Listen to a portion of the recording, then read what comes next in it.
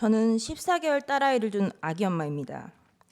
계엄 당일 6태 후에 소파에 누워있다가 계엄 선포를 보고 바로 법조문을 확인하였습니다. 민주당이 다수당인데 금방 해제가 될 텐데 대통령이 검사인데 그 사실을 모를 리 없을 텐데 도대체 이게 무슨 상황인가? 역시나 금세 국회 해제 의결이 있었고 계엄은 해제되었습니다. 담화문을 찬찬히 읽어보았습니다. 제가 임신과 출산과 육아를 하느라 몰랐던 민주당이 저지른 폐악을 일당 독재의 파쇼 행위를 확인하고 아이와 함께 하려고 비워둔 시간을 나누어 이 사건에 뛰어들게 되었습니다. 저는 계몽되었습니다. 체제 전복을 노리는 반국가 세력이 준동하고 있습니다.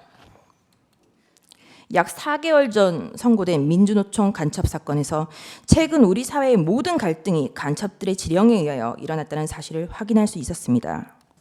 대통령은 2024년 12월 3일 비상계엄 선포 긴급 대국민 담화문에서 지금 우리 국회는 범죄자 집단의 소굴이 되었고 입법 독재를 통해 국가의 사법, 행정 시스템을 마비시키고 자유민주주의 체제의 전복을 기도하고 있습니다. 자유민주주의의 기반이 되어야 할 국회가 자유민주주의 체제를 붕괴시키는 괴물이 된 것입니다. 라고 하였습니다. 또한 저는 북한 공산 세력의 위협으로부터 자유 대한민국을 수호하고 자유 헌정 질서를 지키기 위해 비상계엄을 선포합니다. 라고 하였습니다. 지금 현재 국회 현황입니다. 의제 233호 중에 69입니다. 국회의원 300명 가운데 7.6%인 23명이 국가보안법 위반 전과를 가지고 있다. 더불어민주당 19명, 조국혁신당 2명, 국민의힘 1명, 무소속 1명. 최초 당선인 기준으로 현재 구속된 조국혁신당 대표도 포함하는 수치다. 이 중에서 징역형을 가장 길게 받은 사람은 민주당 박선원 의원과 진성준 의원이다. 박선원 의원은 반미 학생운동 조직 삼민투, 민족통일, 민주쟁취, 민중해방투쟁위원회 위원장으로 1985년 미국 문헌 점거 사건 배후 인물로 3년을 감옥에서 보냈다. 문재인 정부 때는 국가보안법 전과자 출신인데도 국가정보원 기획조정실장 1차장을 역임했다. 정청래 의원은 1989년 한미 FTA 반대를 목적으로 주한미국 대사관을 점거하고 폭탄 투척 및 방화를 기획한 혐의로 징역 2년을 살았다. 제22대 국회 국가보안법 위반 전과자 당선인 명단은 다른 범죄가 아닌 국가보안법 위반 전과자 당선인 명단입니다. 민주당 이하경, 윤후덕, 이용선, 김남근, 박선원, 정태호, 김민석, 서영교, 이인영, 김태년, 정청래, 오기형, 이연희, 진성준, 박홍근, 송재봉, 윤건영, 김성회, 박상혁입니다. 그리고 조국혁신당, 조국, 정춘생, 그리고 국민의힘 최영두, 무소속 김종민입니다.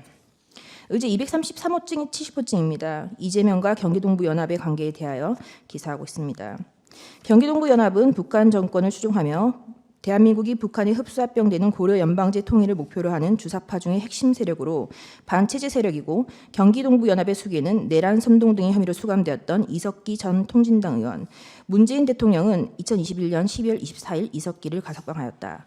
민변 출신인 이재명 변호사는 민주노동당 김미희 후보와 연대를 통해 성남시장에 당선됐다. 성남시는 이후 신생 청소 용역업체 나눔환경을 청소 대행업체로 선정하였다. 한용진이 대표인데 경기동부연합 공동의장 출신으로 민혁당 사건에 연루돼 구속된 전력이 있다. 김영욱 전 나눔환경 대표는 이석기 보좌관을 지냈으며 경기동부연합의 실세이다라는 기사입니다. 2024년 12월 6일 김병주 TV 그리고 곽종근, 박선원 편의 일부입니다.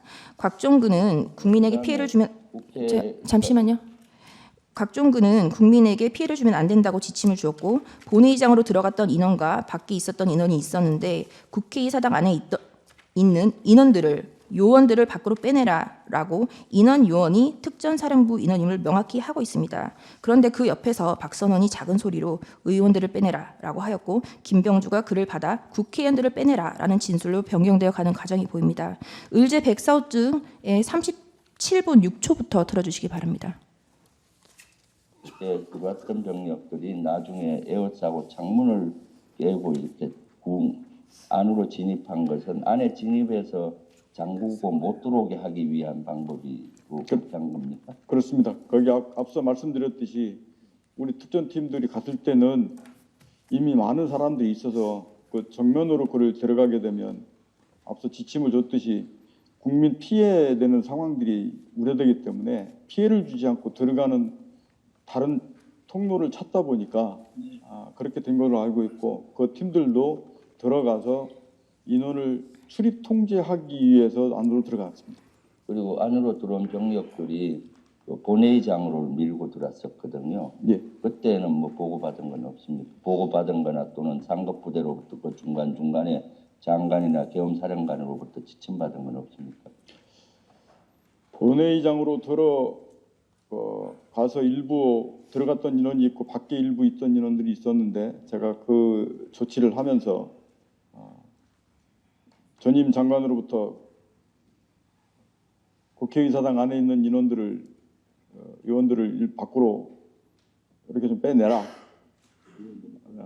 지시를. 국회의원들을요? 예. 본회의장에 있는 국회의원들을 밖으로 끌어내라. 예. 그 지시를 받았는데 여기까지입니다. 왜 이와 같이 그 전후 문맥상 인원들은 국회의원이 아니라 그 특전사 인원 요원들임이 확인이 됩니다. 다시 한번 확인해 보겠습니다. 의제 238호증에 2 재생해 주시기 바랍니다.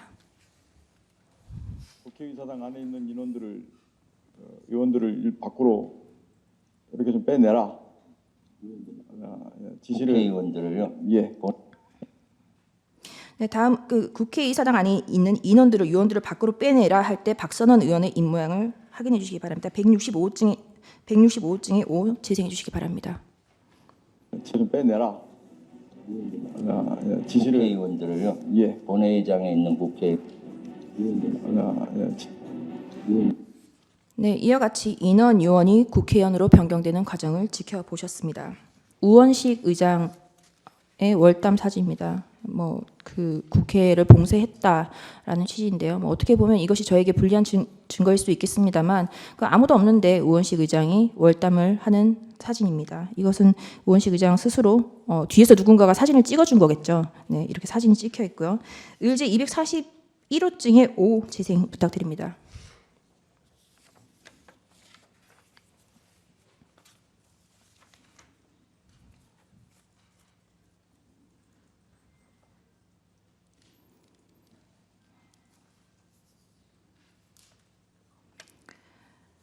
이 영상은 이재명 의원이 계엄이 선포되고 운전을 해서 국회에 들어가는 영상을 유튜브 라이브로 방송한 그 영상의 일부입니다.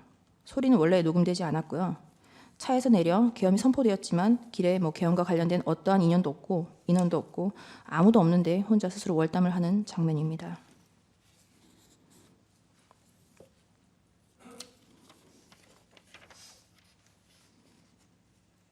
검사 안동환에 대한 탄핵은 기각되었고 직무정지 기간은 251일입니다. 제2차 검사 탄핵, 검사 이몽석, 검사 손준성, 검사 이정섭, 검사 이희동, 그리고 제1차 방송통신위원장 이동관에 대한 탄핵을 23년 11월 9일 발의하였고 철회하였습니다. 이 중 검사 이정섭은 이재명에 대한 쌍방울 대북 송금 사건, 법화 유용 사건을 수사한 검사입니다. 2023년 12월 28일 제3차 검사 탄핵, 검사 손준성, 검사 이정섭에 대하여 그리고 이동관 방송통신위원장에 대하여 탄핵소추를 다시 발의하였습니다. 그리고 방송통신위원장 이동관에 대한 탄핵소추는 철회하였습니다. 그 철회 사유는 방송통신위원장에 대한 탄핵 사유를 검찰청법 위반으로 탄핵소추한다고 하여 황급히 철회한 것입니다. 이 탄핵소추안은 고민정 등 168인 등의 발의로 제출되었습니다. 민주당의 탄핵소추권은 이와 같이 사용되었습니다. 최소한 탄핵소추안을 쓰는 성의조차 없었던 것입니다. 그리고 그 다음 날 2023년 11월 29일 방송통신위원장 이동관에 대하여 세 번째 탄핵소추를 발의하였습니다. 이동관은 20일 사이에 3번이나 탄핵 발의를 당하였습니다. 탄핵이 가결되면 직무집행이 정지되어 방통위 업무가 마비되므로 이동관 방통위원장은 결국 사의를 표명하였습니다. 이와 같이 무성의한 장난 같은 탄핵소추 발의와 철회, 재발의에 대하여 국민의힘 소속 의원들은 국회의장들을 상대로 심의 표결권을 침해하였다며 권한쟁의 심판을 청구하였으나 각하했습니다. 결국 검사 손준성과 검사 이정섭에 대한 탄핵 소추는 가결되었고 검사 이정섭에 대한 탄핵 소추는 탄핵 사유 대다수가 직무와 무관, 특정되지 않아 전원일치 기각 결정이 내려졌습니다. 직무 정지 기간은 272일입니다. 제4차 방송통신위원장 탄핵 2024년 6월 27일 방송통신위원장 김홍일 탄핵 소추 발의되자 자진 사퇴하였습니다. 제4차 검사 탄핵 2024년 7월 2일 검사 박상용, 검사 강백신, 검사 엄희준, 검사 김영철에 대하여 탄핵 소추 발의가 있었습니다. 검사 강백신은 이재명에 대한 대장동 백현동 사건을 수사한 검사입니다. 검사 엄희준은 이재명에 대한 대장동 백현동 사건을 수사하고 이재명에 대한 구속영장 청구를 한 검사입니다. 검사 김영철은 민주당 전당대회 돈봉투 사건을 수사한 검사입니다. 검사 박상용은 쌍방울 대북송금 사건의 수사검사입니다. 검사 박상용의 탄핵 소추 사유입니다. 민원인 대기실 바닥에 설사를 하고 벽에 대변을 발랐다. 이화영에 대하여 이 보이는 영상 녹화실에서 연어회와 종이컵에 소주를 따라주고 진술을 회유하였다. 이재명에 대한 대북송금이 표적수사라는 것, 그리고 그것이 탄핵 소추 사유였습니다. 당연히 이화영의 주장은 항소심에서 모두 배척되었습니다. 2024년 7월 25일 제5차 방송통신위원장 직무대리 이상인에 대한 탄핵 소추가 발의되었고 다음 날 사의를 표명하였습니다. 이진숙은 2024년 7월 30일 방송통신위원장에 취임을 하였고 그 다음 날 탄핵 소추가 발의되었습니다. 단 이틀 일하였는데 헌재는 4대4로 기각을 하였고 직무 정지 기간은 174일입니다. 문재인 정권의 사드 고의 지원 및 2급 비밀을 중국에 유출한 간첩 행위를 감사하는 것을 표적 감사라고 민주당은 비난을 하였습니다. 그러다가 2024년 12월 2일 독립된 헌법기관인 감사원장에 대한 탄핵을 발의하였습니다. 그리고 같은 날 검사 최재훈, 검사 이창수, 검사 조상원에 대하여 탄핵 소추를 발의하였습니다. 그리하여 하루 뒤 그 다음 날 대통령은 2024년 12월 3일 비상계엄을 선포하였습니다.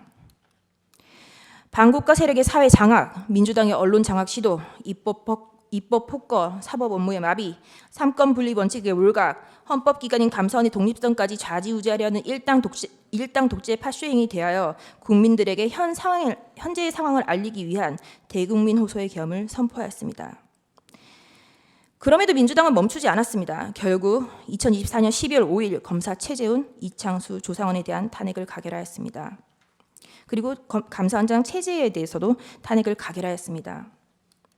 감사원장의 탄핵 사유는 구체적으로 특정되지조차 않았고 검사 3인에 대한 탄핵 소추 사유도 모호하다고 지적을 받았습니다.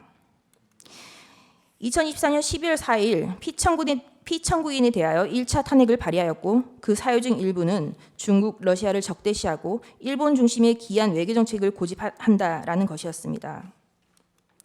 2024년 12월 7일 4시간이 넘게 기다렸으나 정족수가 미달되었고 민주당은 계속하여 이상민 행안부 장관, 박성재 법무부 장관, 김영현 국방부 장관, 조지호 경찰청장에 대하여 탄핵 소추를 발의, 결국 이상민 장관은 사임하였습니다. 대통령에 대한 탄핵이 쉬이 이루어질 것 같지 않자 한동훈에 대한 체포설, 정치인에 대한 체포설, 판사에 대한 체포설이 난무하기 시작하였습니다. 2024년 12월 12일 대통령에 대한 두 번째 탄핵 소추가 발의되었습니다.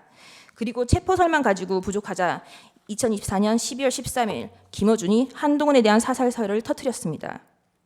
우리는 모두 이 뉴스가 이제는 가짜인 것을 압니다. 결국 2024년 12월 14일 대통령에 대한 탄핵 소추가 가결되었고 헌법재판관이 임명하지 않는다는 이유로 한덕수 국무총리를 탄핵하였습니다. 그리고 최상목 권한 대대행에 대하여 각종 사유로 탄핵 카드를 꺼내고 있는 것을 국민 여러분들은 지켜보고 있을 것입니다. 부끄러움을 모르는 자들은 민주당 노종면 원내대변인은 2024년 12월 23일 국무위원 총 16명 중 5명만 더 탄핵하면 국무회의 의결을 못하니 법안이 자동으로 발효된다라는 발언을 하기도 하였습니다. 또한 민주당은 2025년 2월 20일 헌법재판관의 후임자가 임명되지 못하는 경우 기존 재판관의 임기를 자동으로 연장하는 내용의 법안을 발의하였습니다. 헌법재판관의 임기는 6년으로 헌법 제112조 제1항에 명시적으로 규정하고 있습니다.